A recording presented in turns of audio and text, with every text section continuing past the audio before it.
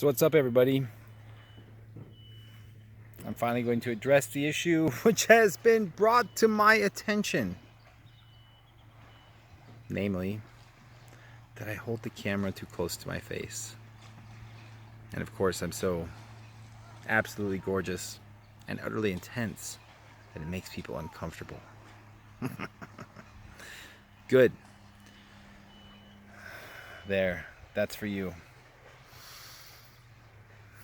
May this distance teach you a lesson. That this is where you want to be.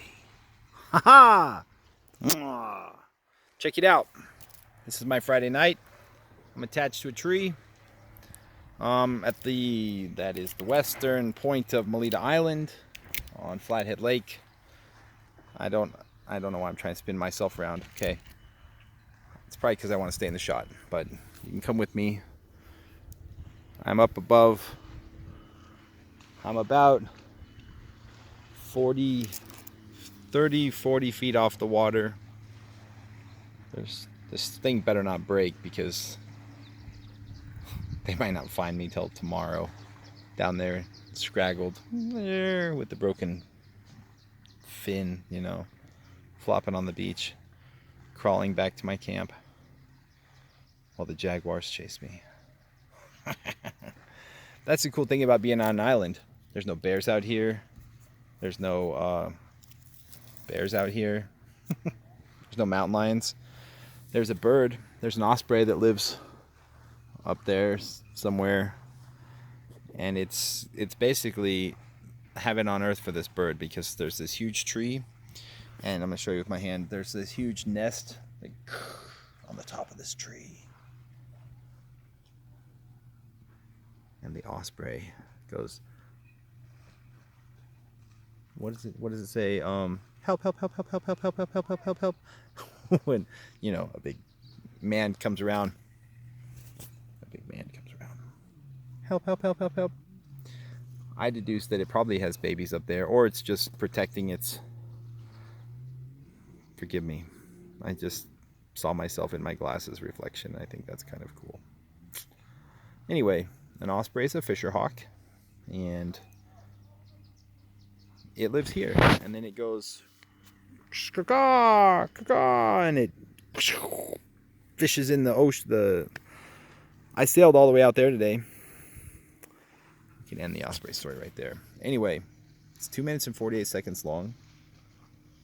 I can keep it going as long as you guys like. I cooked breakfast for a whole bunch of people today, and then lunch, and then dinner. I've done skillets, omelets, ham, sausage, salad bar. Did pulled pork for dinner. We had pizza for lunch for the 7,500 of us, plus 3 guys that came in on the Alert 1 helicopter. They landed over there, in a meadow in the middle of the island where it's a safe place for a helicopter to land. The boat docks down at the base of the island are our easiest egress if there was something we're doing training, for safety, safeness, active shooter situations, how to properly fold your toilet paper. I'm just joking. Corporations, and the Boy Scouts of America is an organization. It's probably a corporation. I don't know. Probably. They have a council. I thought the Knights of Columbus had a lot of hoops to jump through. Try working with the Boy Scouts.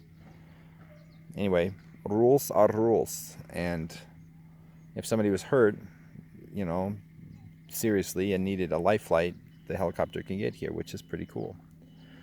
And so we had all the kids over there today, and the helicopter landed, and then we got to talk to the helicopter guys and learn, and they turned on the instrument panel for me, and I suggested, I asked how do they actually get somebody in there, because it didn't look like they had much room, and they don't. 300 pounds is the limit for somebody they can life flight. So if you're over 300 pounds and you want to go doing outdoorsy stuff and think you might ever need a rescue, try to stay under 300 pounds, because otherwise they might come and say, shoot, what are we going to do now? They might leave one of their guys, but then you're short a nurse or a paramedic because you can't leave the pilot. I mean, I don't know, something to think about. Anyway, this young man named not Dominic, the one who fell on the dock. This young kid fell. He's hit his face. Looks like he got hit in the face with a rock. Oh, his name will come to me. You know how it is at the end of the day, and you know his name, but it's like maybe there's two Dominics here, and that's why I think it's Dominic.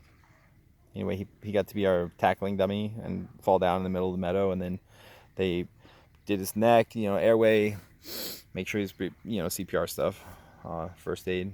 Then they put him on the gurney and the neck brace or something and got him into the helicopter, and so all the kids could see how it actually happened. So I'm glad I asked, because that they were like, I suggested, I think, that they show the kids, how it is. Because hearing about something's one thing. You guys are experiencing that now. Actually, being put in a helicopter physically is different. So even for that one kid, if not for all the people that saw him get put in, it kind of makes it more real, I think, than just thinking about it. The same applies to sailing. I've been learning to sail, and you can talk about tacking and jibing and main sailing and main halyards and sailboat stuff, etiquette, looking nice. That's one of the things that's funny. My friend Mike that's teaching me to sail says half of sailing is looking good, which is true. So, practically speaking too, you pull the fenders off the side of the boat, the bumpers, they're called fenders. Cars have bumpers, boats have fenders. Cars have fenders too. They're the bumper things. You don't smack into the dock too hard. You don't want them dragging in the water while you're going. It's kind of like walking around with your fly open in nautical terms.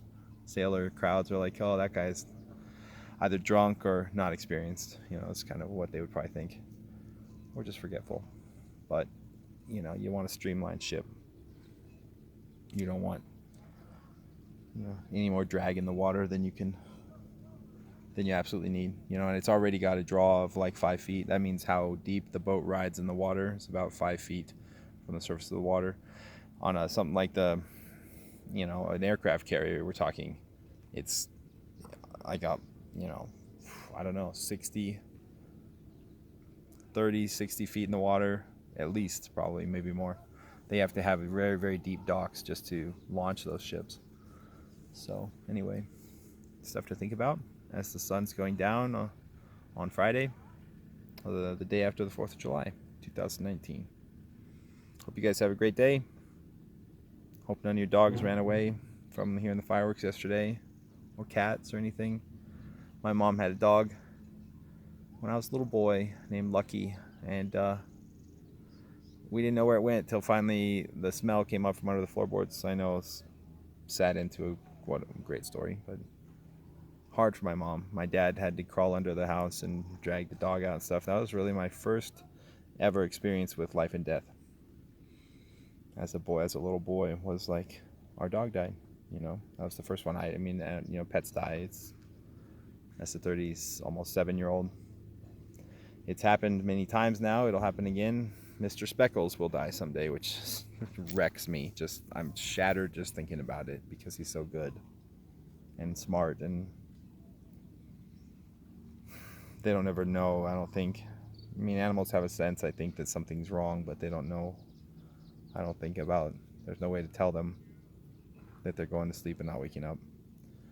So anyway, I hope that all your families were safe for the 4th of July, and God bless you, and God bless America.